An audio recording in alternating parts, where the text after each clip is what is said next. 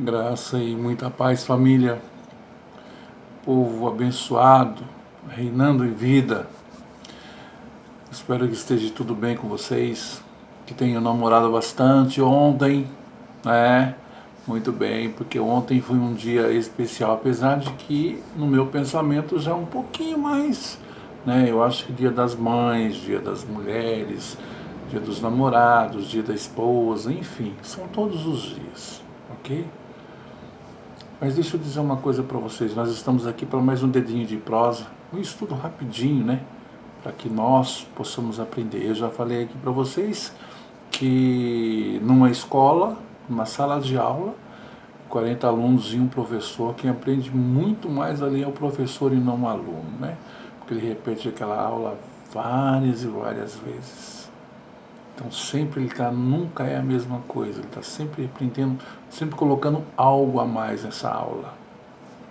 Mas vamos lá, eu estou aqui para aprender com vocês, né? Antes, porém, quero me perdoar porque esses dias aí a gente está com esse problema de iluminação, o tempo está meio nublado e tal, né? Então está meio complicado, mas o interessante é a palavra, né? Vamos a ela então.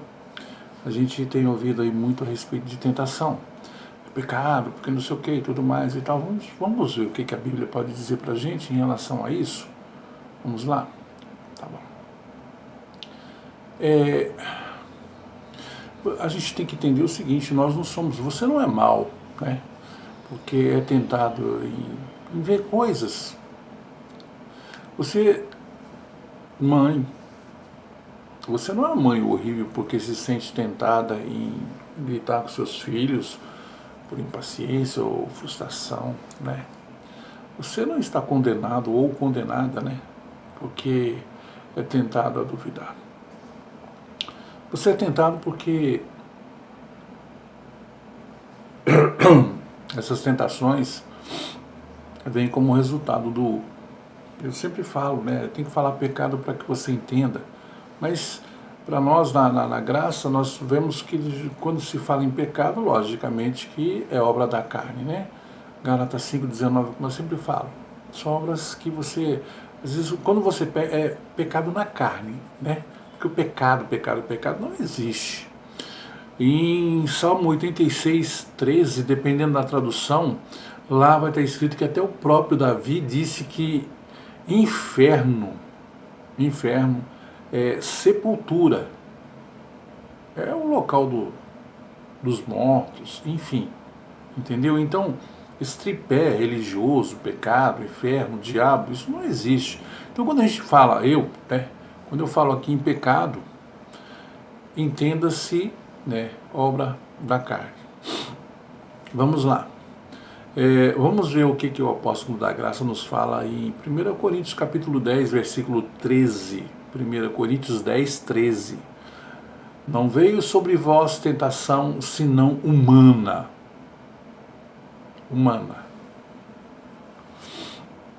Quando a Bíblia fala assim, que o dragão, o leão, está ao nosso derredor, buscando uma brecha para nos tragar, o pecado que fala lá, esse leão é a carne, ao nosso derredor. É por causa da queda que toda a humanidade tem essas paixões e desejos inatos que nos tentam pecar. Tentam a carne, né? Mas a intenção é que devemos governar a nossa carne. Não que ela deva dominar sobre nós, né? Isso já começa lá em Gálatas, né? No capítulo 4, no versículo 7, fala. Você não pode deixar que ela domine você, mas você tem que dominá-la. Não devemos ser escravos do pecado da carne, né? Cedendo aos sentimentos que isso causa e que se levantam em nós.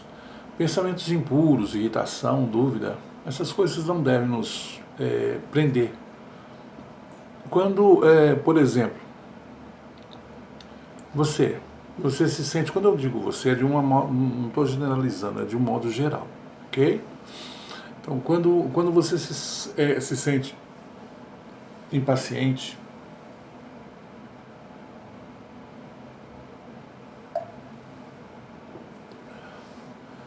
e fica tentado a gritar com seus filhos, saiba que você não pecou naquele momento. Você pode sentir que tem, porque uma tentação vem com o sofrimento de que você gostaria de fazer alguma coisa, mas contanto que você odeie essa impaciência e resista à tentação de gritar com seus filhos, contanto que não concorde conscientemente em permitir que a impaciência governe as suas ações e permita palavras, né, e comportamentos severos que os mesmos saiam de você. Porque, como eu disse, é uma obra da carne, é uma tentação humana. Então você está vencendo, mesmo que o sentimento de impaciência continue por algum tempo. Por exemplo, você pega e está martelando um prego e erra, né, a cabeça do prego e pega no dedo. Aí o que vem à sua mente rapidinho? Pois é, se você conter isso com você, essa tentação, porque você ia falar alguma coisa, você ia xingar, maldizer aquele momento, mas ninguém foi culpado. Você mesmo, por um erro da carne. Então, você tem que se conter, eu tenho que me conter, nós. Existe, como é que eu posso dizer, uma lista, né, de tentação. Há duas coisas que são importantes quando você experimenta essas fortes tentações. A gente deve usar a palavra de Deus como espada contra esse chamado diabo que vem para tentar convencê-lo a ceder à tentação. Vai sentir bem, ele diz a você, ou eles merecem, né? No jardim do Éden, ele disse a Eva, Deus realmente disse, e a convenceu que ela realmente sabia que estava errado, mas não seria realmente desobediência a Deus. Mas quando Jesus, nosso exemplo, nosso líder, né, foi tentado no deserto, ele disse, fora com você, Satanás, pois está escrito. E ele usou a palavra de Deus para enviar esse diabo, digamos assim, a todos, né? Para ter, por exemplo, deixa eu dizer uma coisa para vocês, a oração. A oração é você conversar com Deus, não é? Não é aquele negócio, aquela repetição, aquele negócio que você aprende na faculdade, teologia e tudo mais e tal, né? Um Pai Nosso foi uma oração exemplo. Então, se você ora, fala, Deus não está me ouvindo, então ore a palavra de Deus. Ele tem que velar por ela cumprir. Jeremias 12 diz isso. Ele tem que velar por ela cumprir. Tito 1 diz que Deus não mente. Números 23:19 está escrito que ele não é homem para que minta, nem filho do homem para que se arrependa. Ore a palavra, agradeça a Deus. Eu não peço mais nada a Deus, eu agradeço, já vendo com os olhos da fé. É desse jeito, aí a tentação, ela fugirá de vós.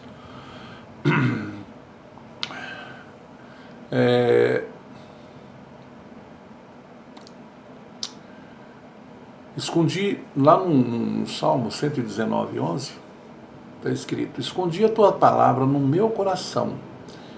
Isso o salmista que escreveu, né? Para que eu não peque contra ti, para que eu não erre contra ti. Errar o alvo, né? Esconda a sua palavra no seu coração também, para que você a tenha quando precisar.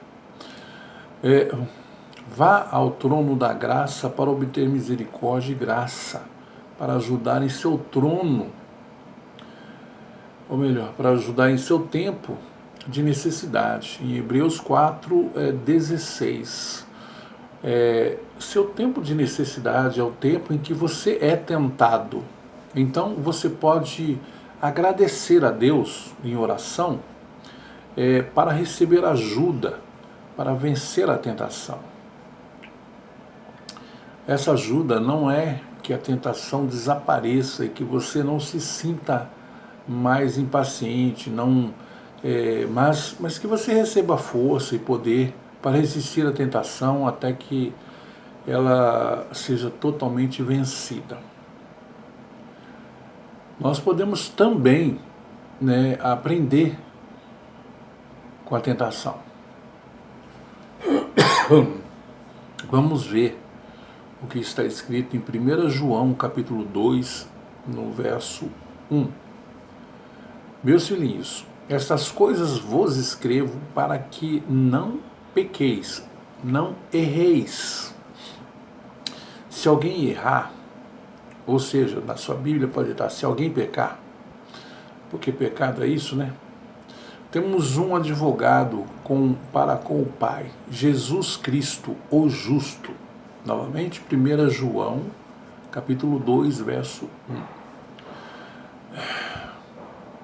Se você cair, então você pode se arrepender e ser perdoado. O trono da graça também é para isso, mas a tentação não é que você deva cair rapidamente. Lembre-se, você deve governar sobre a carne. Se você cair, então a intenção é que você aprenda com os seus erros e faça melhor da próxima vez. Que você se prepare antes de ser tentado. Então você pode ter certeza que vai vencer. E vai. E já venceu, aliás. Você só não venceu totalmente porque você ainda não creu, não se posicionou corretamente diante de Cristo. Você ainda continua, quer dizer, você que eu digo, não estou te apontando, não. As pessoas que ainda permanecem, perduram no sistema religioso, porque está errado, eu já falei. Você quer se reunir? Reúna-se em graça. Olha, eu não me canso de falar aqui a respeito de que você é a igreja, que a igreja que vai edificar o mundo, ou impactar o mundo, não é que você está indo, é que você está sendo. Exemplos, mas tem um monte, mais um monte. Não no antigo pacto, no novo, onde nós estamos vivendo. Primeira, Colossenses 1:24. Colossenses 1:24. 1 Coríntios 3:16 e 17, 6 e 19. Hebreus capítulo 3, versículo 6. Atos capítulo 7, verso 48. 17 e 24 de Atos também. E por aí vai. Tem uma enormidade. É complicado quando as pessoas elas não querem entender isso. Nós temos que ler a palavra com entendimento, não com zelo. Vamos encerrar aqui então, porque, olha, eu espero que esse pequeno estudo, essa pequena palavra, ela possa mexer com você. Mas o que significa que você será tentado, e você pode até cair novamente quando chegar a vitória. Mas se você continuar a luta firme em sua fé, em graça, buscando a ajuda da palavra de Deus e agradecendo a Deus em oração, você pouco a pouco finalmente vencerá tudo. Você será transformado e renovado, onde a impaciência e a frustração costumam ser parte da sua natureza. A paciência a longanimidade gradualmente crescerão e a substituirão. Quando uma mentira de tanto ela ser proferida, ela se torna uma verdade, não é o que dizem? Pois é. Pegue mais ou menos esse exemplo e faça também. Resista,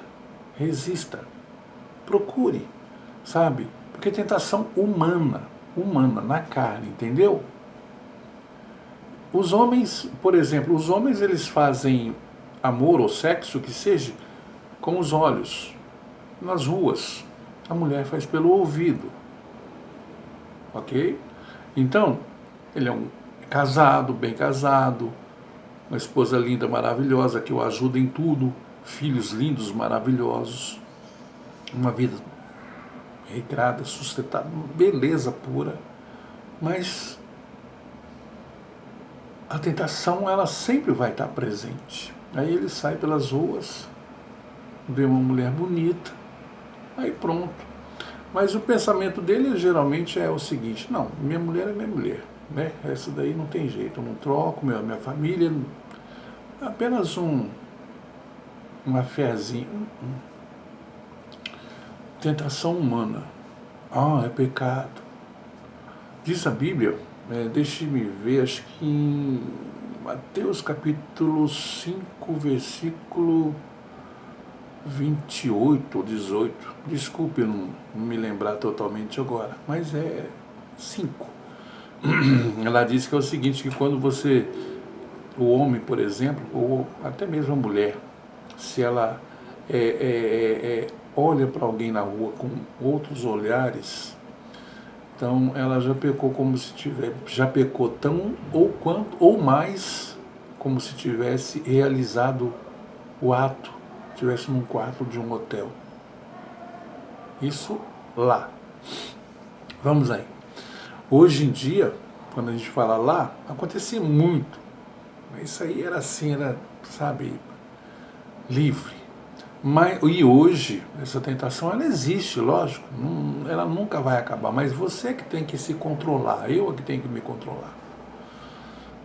Essa é a graça incrível que temos em Cristo Jesus, né? Que nós temos o poder de nos controlar, porque eu já falei aqui várias vezes, muita gente pode achar que heresia, blasfêmia, né?